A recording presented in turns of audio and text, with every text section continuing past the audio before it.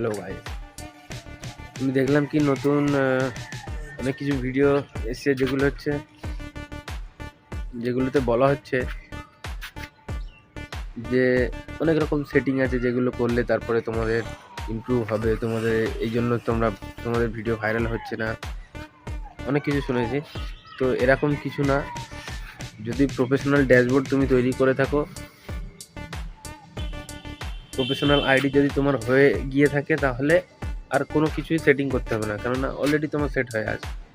এবারে video viral হওয়া না হওয়া সেটা তার নিজস্ব কন্টেন্টের উপর, তার প্রতিদিন আপলোড বা প্রতিদিনের কষ্টের উপর নির্ভর করে।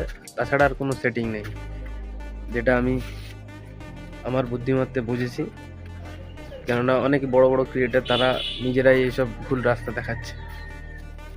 এসব জিনিসে বিশ্বাস না করে নিজের কষ্টের ওপর বিশ্বাস করো।